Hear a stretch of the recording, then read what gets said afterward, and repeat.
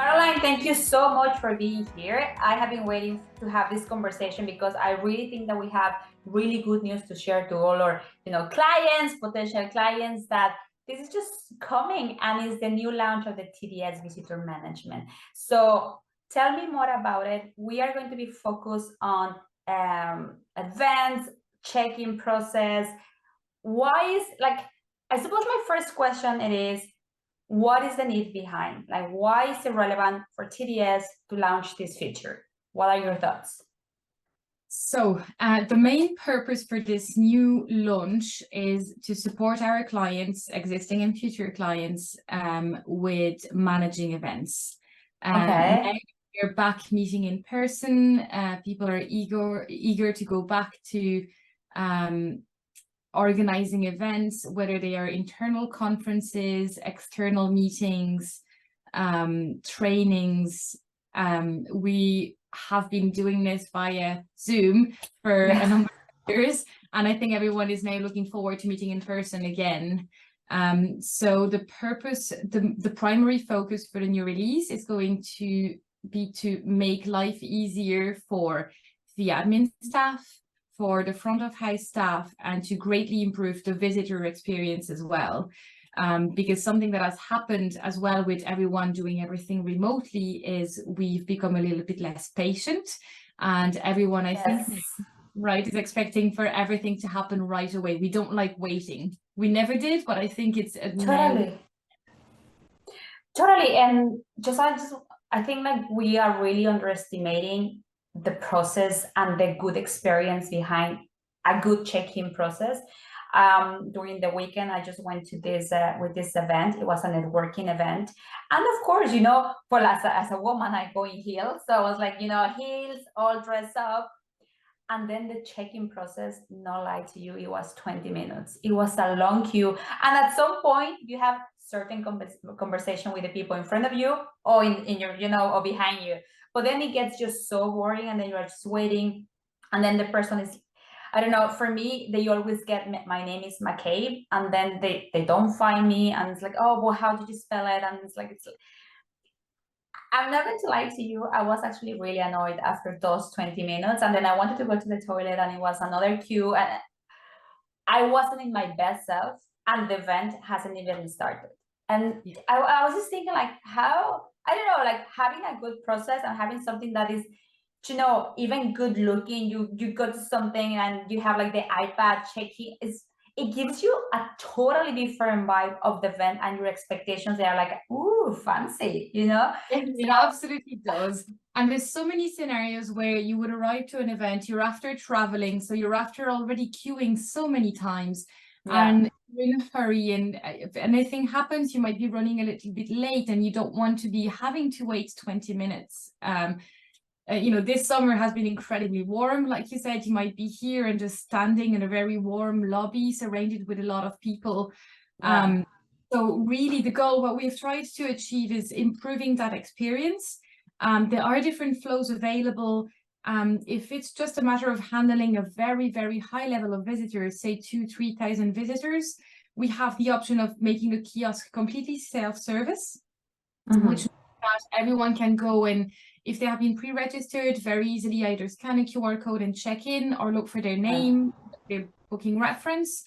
If they haven't been pre-registered, they can enter the details themselves. So you don't have the issue of having to spell your name to someone else. And you can provide any kind of detail that you want. And as a host, you can also request that people sign a non-disclosure agreement or a waiver form, anything like that. That being said, some people don't want to lose that personal experience, because this is why we're having the events in person, isn't it? Is to be able to meet each other. So we still have a flow that would allow for an assisted check-in, but again, using a tablet and having all of, if you're printing visitor labels, having all of the labels pre-printed, and people just presenting their QR codes, scanning, and then the host or the front of house staff can still welcome people in person. It will happen a lot quicker. And that reminds me, I think that let's move on a little bit about the data. Like you know at what time your your guests are checking in, who have check-in, and etc. And I remember, I suppose like 8 months ago, I was preparing an event, and of course I was requesting budget, right? And then finance came back to me asking me, okay, but what is the trend? Like, how many people have they been attending in the past events? I didn't have the answer because, I was at the time, I was using just a sheet paper, just like I write your name and then pass the sheet, and then that, that get lost. I couldn't have that data, Caroline, and they didn't approve my event because it was like, well, you don't really know how many people are coming. So what is the power of data? How much data can companies retrieve by having a good check-in process?